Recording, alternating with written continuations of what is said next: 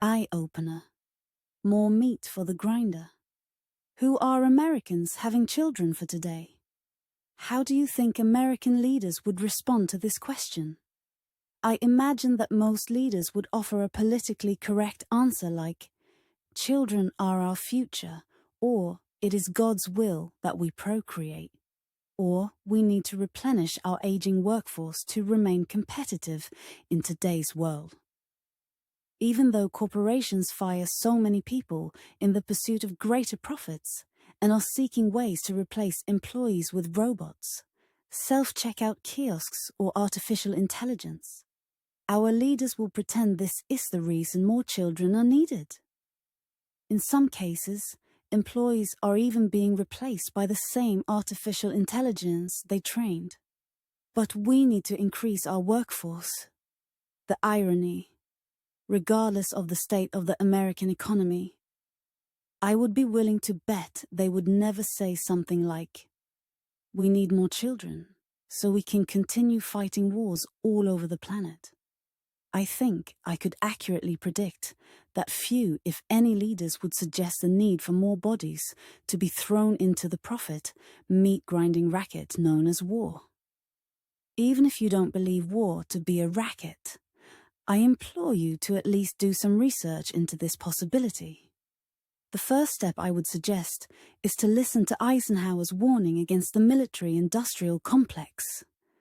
The link is below. You should then follow that up by reading War is a Racket by Smedley Butler, one of the most decorated Marines in American history.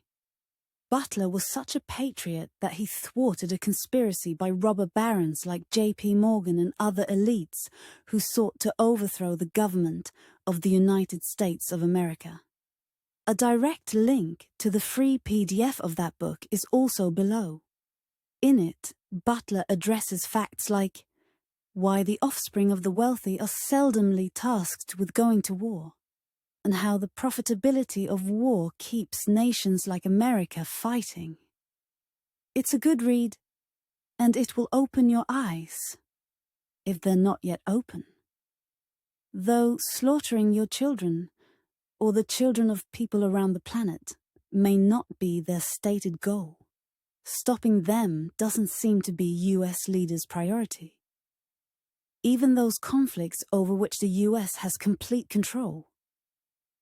America stops sending billions to Ukraine, that war ends, and those billions can then be spent lowering the cost of necessities here at home.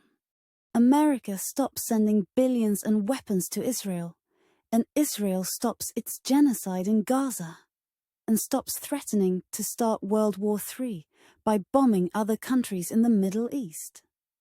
Does it not occur to Americans to wonder why America's leaders and news pundits claim that Putin seeks war with European countries other than Ukraine, but fail to level such charges at Netanyahu, who is literally bombing other countries as I deliver this post? Do Americans even know that during Netanyahu's speech at the United Nations General Assembly, most, if not all members walked out in protest? A link to that video is below. What Americans fail to realize is that Netanyahu is acting as a Zionist, not as a Jew, because his actions oppose Judaism.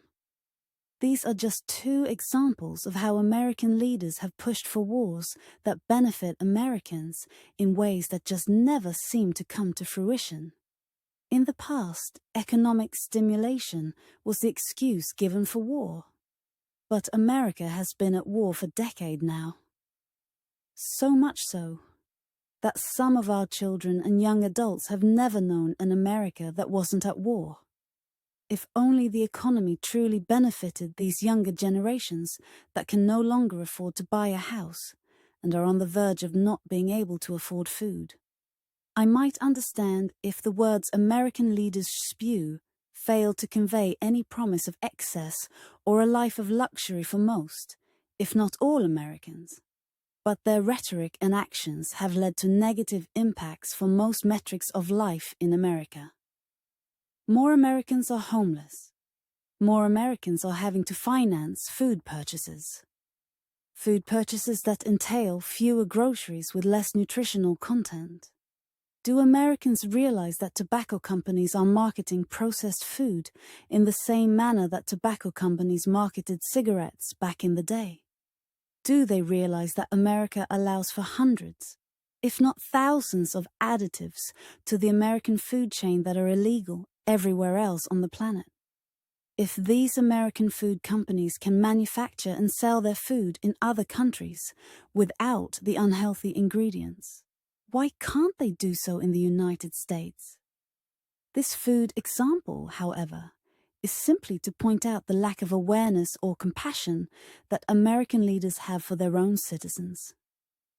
We can either die the slow death of starvation or the quick one that is the only promise guaranteed by American interventionism. Did or do you want your children to be used as cannon fodder for America's endless wars? This is the question you must ask yourself, and providing your answer is no, this is the issue that we all must address and oppose for those generations yet to come. In 2018, Chris Osman wrote a book highlighting the problems humanity would face if more power, wealth, and control were funneled to a small cohort of individuals, groups, or organizations. In that book, Mr. Osman provided solutions from himself and others to the inevitable problems we would all face. In it, he also provided a means for the public to analyze, compare, and contrast the words and deeds of those we've chosen to follow against our real-world experiences. To this end, Mr. Osman provides the means for readers to disseminate information as provided by their news sources of choice, their elected officials, and any other authority they choose to follow. The book, titled Solutions, Enough Complaining, Let's Fix America, offers a means to hold leaders up to, not just a higher standard than is currently accepted, but one that will improve lives. Instead of No Meat Monday, let's start a No Meat Grinder Millennium.